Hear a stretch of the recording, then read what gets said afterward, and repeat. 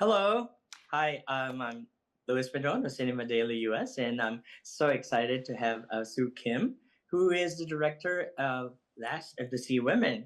Um, this is such a mesmerizing movie, and it actually shows this very vibrant aunties who are in their 60s, 70s, Hanyus, who are actually literally mermaids who can dive in the bottom and then collect sea urchins and all those things, and it's actually lucrative. But tell me, there are a lot of conflicts happening in their lives. Like, it is a dangerous matter, and they're not even insured in their country. So tell me how they actually survive and they become healthy in spite of all of this. Yeah, I mean, they're the Heno are exactly as you described them, this community of aunties that are in their 60s, 70s, and 80s. They dive down to the ocean's floor almost every day to harvest marine life and seafood for their occupation. So they, in general, they do encounter quite a lot of dangers in that work. It's a dangerous line of work. It's not uncommon for women to sometimes perish in the line of duty in that job because diving down 30, 50 feet for marine life, it's not a physically easy job. The good thing about a lot of the Henyo, though, is that they live an incredibly healthy life. I mean, they've been doing this work sometimes since they were like 12, 13 years old. So they've learned to kind of live in harmony with nature. They are constantly exercising and using their physicality in this job. So I remember one of our characters, she was 90 years old. And, we have a good crew of people that are used to carrying heavy cameras and sound equipment and monitors. All of us couldn't keep up with her. Like, she was bounding across the rocks to go diving, and we were all huffing and puffing, just trying to keep up with her.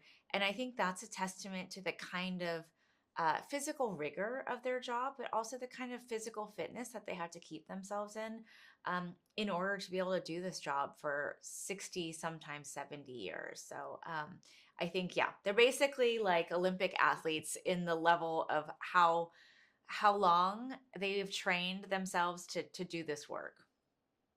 Two things. I'm actually doing Wim Hof method, which is keeping your breath, and which is what they're literally doing is doing Wim Hof 100 times or 300 times whenever they dive. The reason why I'm asking this is you mentioned you also dove with them. No, actually, Oh, I I thought you said. no, I didn't dive with him. I am not a good swimmer. I'm not a strong swimmer, and I'm claustrophobic. So I was going to try and get certified to scuba with them, but it was just too terrifying. So I think that's also why I'm even more in admiration of them, is because I am so far removed from the kind of work that they do. But correlating to the beauty, the mermaid, and doing Wim Hof and everything, they were, as they mentioned, they were the healthiest whenever they are deep in the water. And when you guys caught them, they were from this 80-year old, this they become all this young, beautiful mermaid-like creature that goes down and pick up the jack jackpot of whatever creature they pick up, which is lucrative. But then again, it was mentioned that sometimes when they find a jackpot, it's the time possibly they could perish. Can you talk about that particular danger of any Yeah. day they could die? Yes. So, as I mentioned, it is a very dangerous occupation. And one thing that they said repeatedly during the filming, and we really got to understand that, is they said that the most dangerous time for them is a great day of harvesting. It's a day when they're finding tons of marine life and tons of seafood to harvest, because that is part of the kind of skill set that they need to know in order to do this job, is to know what their limit is. And so basically what happens is they they have this saying to not be too selfish. That's like a constant refrain from them. And they don't mean selfish with each other. They mean selfish when you're underwater, because what can happen is they could spot many sea urchins or abalone or octopus or any of the marine life that they love to harvest, if they don't carefully time when they start to resurface, because remember, we're also talking about they can dive down to like 50, 60 feet down in the water. If they don't time themselves to have enough breath to carry them back up to the surface and to break through the water pressure that they talk about in the film, that's when they could pass out.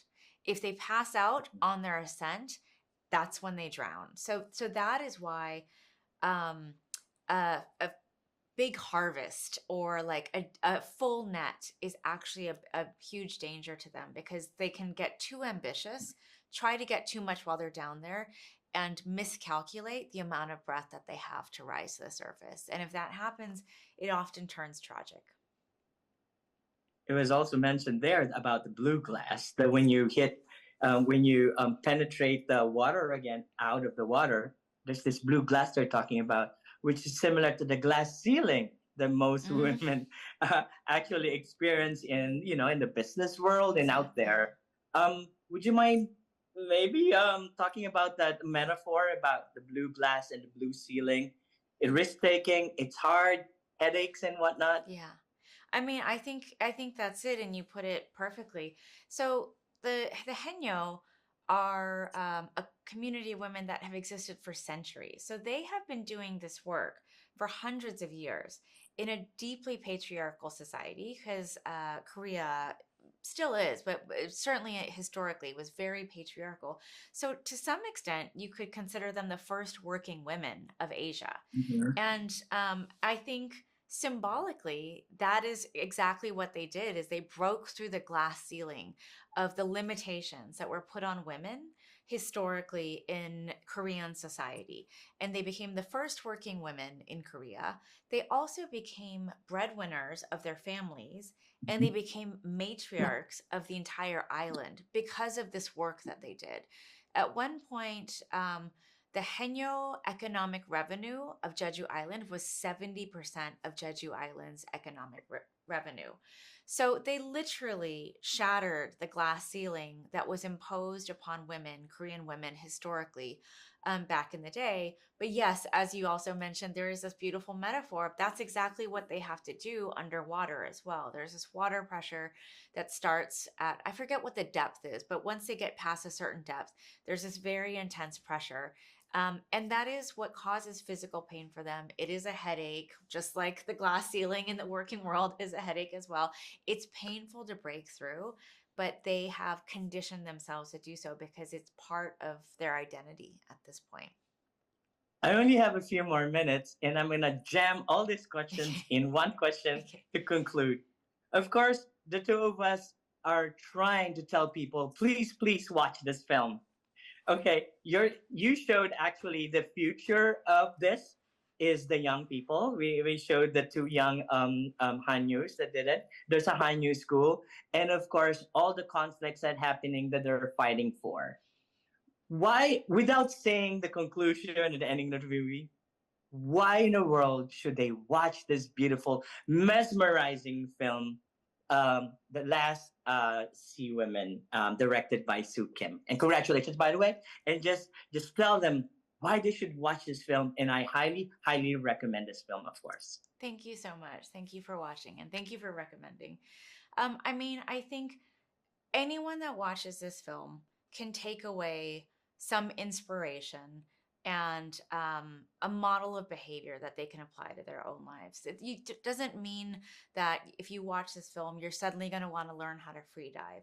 But I think what we see in this film, there's a variety of lessons to learn. I think one of the lessons that I really hope I was able to impart in making the film is the wisdom of our elders. And you see that in the Henyo. There's so much wisdom and knowledge and strength and resilience that they carry. They're so inspirational in the way that they live their lives. And they're doing so much to try and preserve the ocean and the planet for the next generation. There's so much love and care that they are projecting outwards because they want to make sure that they are giving their children and their descendants a livable planet and a livable ocean. And I think I find so much inspiration and joy from that lesson. And I think that that's the beauty of listening to our elders, paying attention to their stories, just giving a testimony to their lives and their existence is finding that inspiration and wisdom and beauty in the way that they live their lives and in the way that they care for us and our generations to follow. Thank you very much, Sue Kim. I highly recommend this film, The Last of the Sea Women. I'm Louis Pedron for Cinema Daily US. Thanks, Louis. Thank you.